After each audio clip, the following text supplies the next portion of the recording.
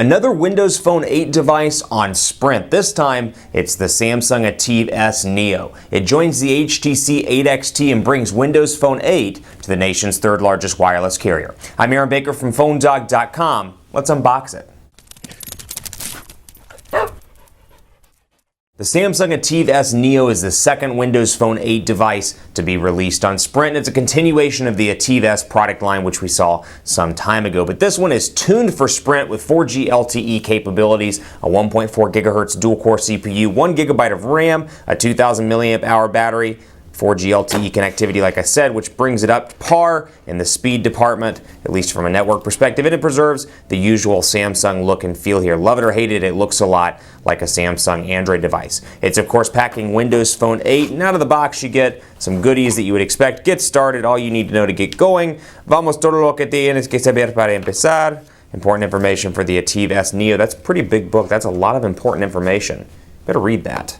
And then a recycling bag for your device itself. USB cable here as well, AC adapter module, both of which look like traditional Samsung products. Nothing really exciting here. Stuff we've seen for years in Samsung boxes. No earbuds though, I should point out, in this box. Let's take a look at the device itself, and you can see the blue color here, location privacy sticker on the front. And we've got a sticker here on the bottom, it looks like, as well. I'm going to go and try to peel that off. The button down here, again, looks a lot like Samsung's Android devices here. Capacitive buttons on the side, physical home button right here with the Windows button, or with the Windows logo on it. Samsung logo on the back with a Windows Phone logo just below it. The camera is 8 megapixels. It's got a front-facing camera as well at 1.9 megapixels and a really nice blue color. And let's take off the battery door really quickly just so you can have a look at what the back looks like. Battery door right here, 2,000 milliamp hour battery, 4G LTE SIM card, micro SD card slot, and then the camera as well. So design-wise, very similar, again, to what we've seen from their Android devices. I'm going to stop here for just a second and thank my partners at Best Buy Mobile for giving us devices like this that we just turn around and give to you for free on the site at PhoneDog.com. When you go into Best Buy Mobile to get this or whatever device you get, you'll get unbiased advice, whether it's Verizon, Sprint, AT&T, or T-Mobile, or even one of the prepaid carriers that works well for you. Best Buy will make sure you walk out with the best device for you. So let's go ahead and power it on right now, and we'll see what this phone looks like. Windows Phone starting up right now. Again, design language really kind of chromy here on the sides, volume rocker, power button on the right side. You've got your camera shortcut button, and I know you're going to want to see the startup animation, so I'll stop looking at it for just a second so you can see how it looks when it starts up.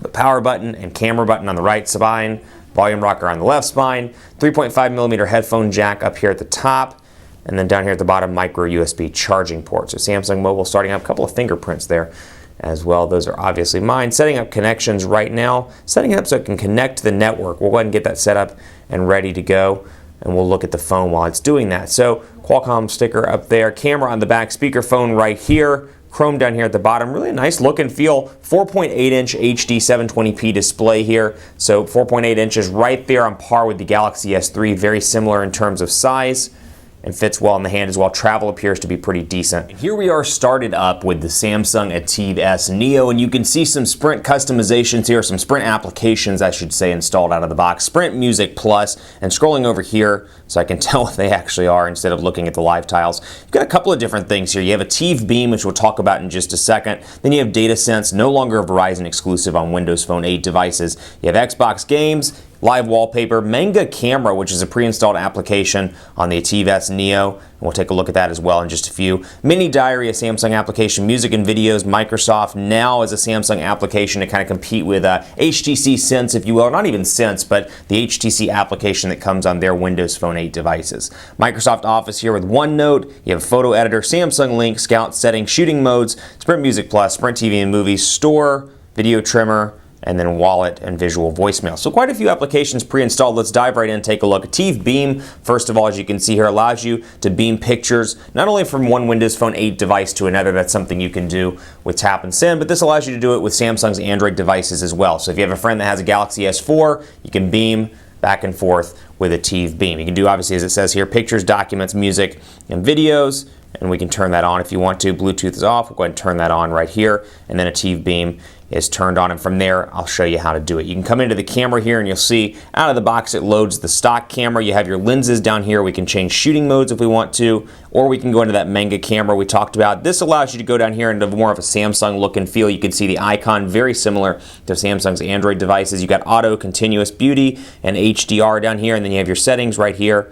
Center weighted, ISO, effects, contrast, and more. And you can see down here at the bottom my back button and my Bing button or search button, which are now lighting up in a really nice blue color. So you can see blue color here all around on the device itself. Really a nice looking device. Blue, no real speck, kind of a light speckled in there, or speckles in the blue color. Really makes it look nice. A little bit glossy on the back, maybe prone to fingerprints, but not that that's anything new with Samsung's existing scheme from a design language perspective. So flash here, I can tap to focus and take a picture, and I can use the camera button as well if I want to up here at the top. So scroll back and forth between those. We'll go back into the stock camera application just to show you what it looks like and go to Mega Camera. So you can see here Mega Camera for Samsung. It allows you to select a frame, and we can use these really interesting frames like Thum Thum. I don't really know what that even means, but we'll go over here to Thum Thum and I'll take a picture, for example, of my coffee. Thum Thum coffee, and then I can see Supreme Bean coffee, email, laptop, external monitor you can't see, but it really allows you to customize the picture and have kind of fun with it. Something unique, not necessarily something I would use on a daily basis, but cool that it's installed out of the box. And let's take a look here. If you want to uninstall it, you can do so by pressing and holding. Live wallpaper here as well. Mini Diary is a Samsung application, as is Now by Samsung. We'll go ahead and allow it to use our location, and this brings up a couple of different things: weather, news, stocks, and more. We've seen this on their previous Windows Phone devices. No real changes there. We can scroll right back down to DataSense, which is pre-installed. And actually, I do want to go into Mini Diary here just so you can see what it looks like in case you've forgotten from some of the other Windows Phone 8 devices. We'll allow it to use my location. I can create a diary. I can add in a photo. I can add a location. I can add text as well and keep quite literally a diary on my phone, or kind of like a note-taking option on my phone. So that's what it's intended to look like. Really a nice application there. Video trimmer here as well. Does what you'd expect it to do. Sprint Music Plus, Sprint TV and movies. You've got Scout as well. And we'll load it up here on phonedog.com to wrap it out. Internet Explorer here, recommended.